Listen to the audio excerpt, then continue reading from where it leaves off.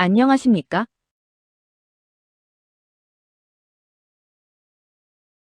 일본 통일교는 해산, 대한민국의 통일교는 어디로? 오늘 저는 일본의 통일교 해산 명령 청구 사건을 통해 하나의 사건이 두 국가에서 어떻게 다른 법적 현실로 나타나는지 그 근본적인 차이를 분석하고자 합니다. 2023년 일본 문부과학성은 도쿄지 방법원의 통일교, 즉 세계평화통일가정연합에 대한 해산 명령을 청구했으며 오는 2025년 3월 법원은 이 청구를 인용하여 해산 명령을 내렸습니다. 물론 현재 항소가 진행 중입니다만 이 결정은 일본 사회와 법조계에 큰 파장을 일으켰습니다. 그런데 같은 문제가 제기되는 한국에서는 왜 이러한 조치가 불가능에 가까울까요? 이 발표는 바로 그 근본적인 법적, 철학적 차이를 분석하는 시간을 갖겠습니다. 그럼 왜 일본은 이러한 조치가 가능하고 한국은 어려운 것일까요? 종교단체 해산에 대한 두 나라의 법적 접근 방식을 비교해 보겠습니다. 일본은 종교법인법이라는 전용 도루를 통해 국가가 종교단체의 법인격을 직접 통제하는 시스템을 갖추고 있습니다. 반면 한국은 민법, 형법 등 일반법을 우회하는 길을 택하고 있습니다. 즉 행위자 처벌에 집중하며 단체 해산에는 극도로 신중한 시스템을 운영하죠. 핵심 질문은 이 차이가 어디에서 오는가 하는 것입니다.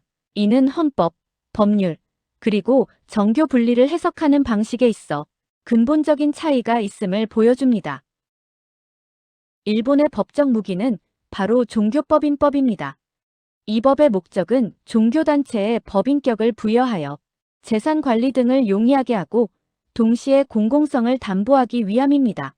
핵심 조항은 바로 제81조 해산명령인데 법원이 특정 조건 하에 종교법인의 해산을 명령할 수 있도록 규정하고 있습니다.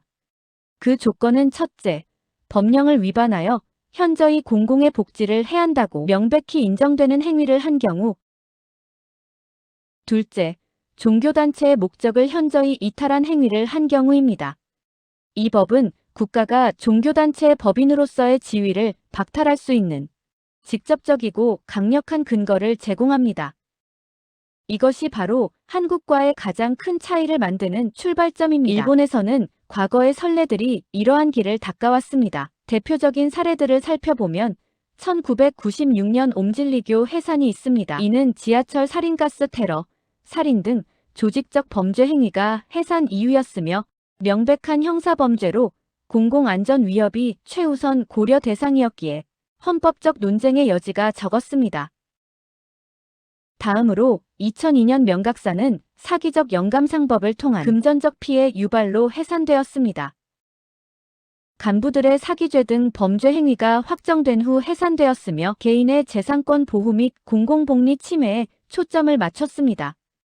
그리고 현재 진행 중인 2025년 통일교의 해산은 형사처벌이 아닌 지속적이고 조직적인 민법상 불법 행위, 예를 들어 과도한 헌금 등을 근거로 합니다. 이는 이전 사례들과 달리 범죄 조직화가 아닌 공공복지 침해를 폭넓게 해석하여 적용한 첫 주요 사례라는 점에서 의미가 큽니다. 통일교 해산 절차를 단계별로 분석해보면 다음과 같습니다.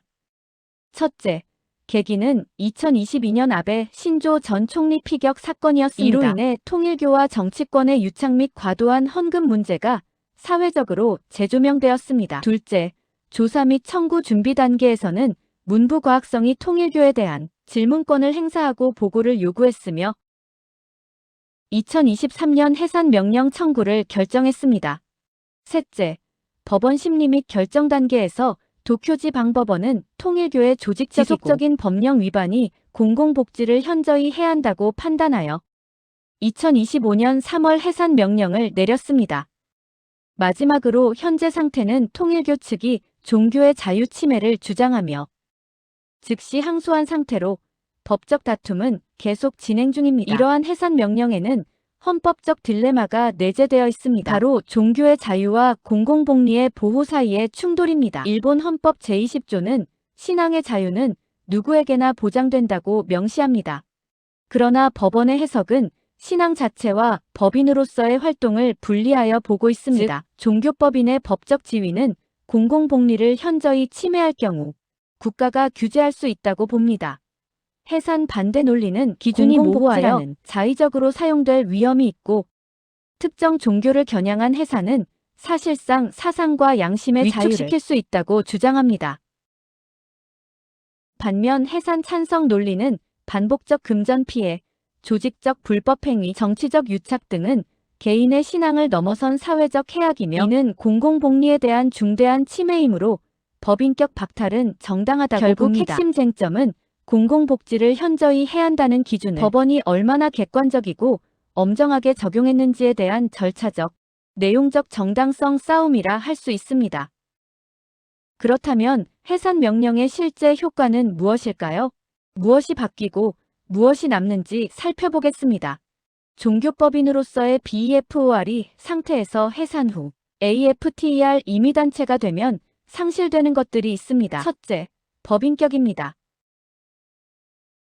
법적으로 등록된 단체로서의 지위를 상실합니다. 둘째, 세제 혜택입니다. 종교법인으로서 누리던 소득세, 재산세 세금 면제 혜택이 박탈됩니다.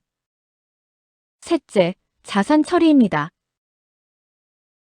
보유 자산은 법원의 감독하에 청산 또는 관리 절차에 들어가게 됩니다. 하지만 유지되는 것도 있습니다. 첫째, 신앙의 자유입니다. 헌법상 보장된 개인의 신앙, 예배, 전도 등 종교 활동 자체는 금지되지 않습니다. 둘째, 임의단체 활동입니다.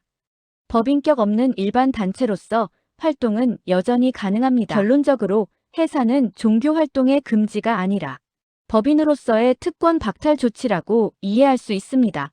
한편 한국에서는 법적 프레임의 근본적인 차이가 있습니다. 한국에는 일본과 같은 종교법인법이 존재하지 않습니다. 일본의 종교법인법은 종교단체를 관리 감독하기 위한 특별법인 반면 한국은 종교 분야에 대한 특별법 없이 모든 법인을 동일하게 규율하는 일반법, 즉 민법이나 형법 등의 체계를 따릅니다. 따라서 일본과 같이 행정부인 문부과학성이 특정 종교단체의 해산을 법원에 직접 청구할 수 있는 전용 절차 자체가 한국에는 부재합니다.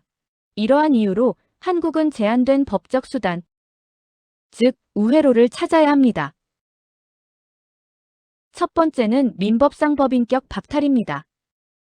이는 사단법인 또는 재단법인으로 등록된 경우에 한하며 불법 목적 수행, 공공질서 침해, 법인격 남용 등을 사유로 일본의 합니다. 공공복리보다 훨씬 엄격한 명백하고 중대한 위험을 요구하기에 법원은 극도로 소극적이며 종교단체에 대한 강제해산 사례는 거의 없습니다. 두 번째는 개인에 대한 형사민사 책임 추궁입니다. 단체 자체가 아닌 불법 행위를 저지른 교주 및 핵심 간부를 대상으로 합니다. 사기, 횡령 등 혐의로 형사 처벌하거나 피해자들의 집단 손해배상 소송을 통해 책임을 묻습니다. 이것이 한국의 전통적이고 주류적인 접근 방식으로 조직은 남겨두되 책임자를 처벌하여 활동을 위축시키는데 JMS나 신천지 사례가 대표적이죠. 한국 헌법의 강력한 방패는 바로 제20조 종교의 자유와 정교분리 원칙입니다. 헌법 제20조 1항은 모든 국민은 종교의 자유를 가진다고 명시하고 있으며 2항은 국교는 인정되지 아니하며 종교와 정치는 분리된다고 규정합니다. 한국적 해석의 특징은 일본보다 훨씬 강력한 보장을 한다는 점입니다. 국가가 종교의 내용이나 활동에 개입하는 것을 극도로 경계합니다. 따라서 해산 명령 자체의 위헌 가능성이 높다고 해석되는데 국가가 특정 종교단체의 존립 자체를 문제 삼는 것은 종교의 자유의 본질적 내용을 침해할 소지가 매우 높다고 보기 때문입니다. 또한 공공복리 기준 또한 매우 엄격하여 일본처럼 반복적 금전 피해 수준으로는 명백하고 현존하는 위험으로 인정받기 어렵습니다. 내란이나 테러와 같은 극단적 상황이 아닌 한 국가 개입은 최후의 수단으로 간주됩니다. 그럼 일본의 해산 논리가 한국에서 통하지 않는 주요 이유는 무엇일까요? 첫째, 공공복리 침해 기준의 간극이 큽니다. 일본은 폭넓게 해석하여 지속적이고 조직적인 민사상 불법 행위도 포함시키지만 한국은 매우 좁게 해석하여 명백하고 중대한 위험을 요구합니다. 즉 국가 안보나 공공 안전에 대한 직접적 위협 수준이 아니면 인정되기 어렵습니다. 둘째, 정치적 동기 개입의 위험성입니다. 일본 해산의 촉발 계기는 아베 피살 사건이라는 정치적 이벤트였죠. 한국에서 정치적 논란을 계기로 특정 종교의 해산을 추진할 경우 헌법재판소는 공익 목적이 아닌 정치적 목적의 개입이라며 제동을 걸 가능성이 매우 높습니다. 셋째는 비례의 원칙입니다. 한국 법원은 강제해산이 최후의 수단인지를 엄격히 따집니다.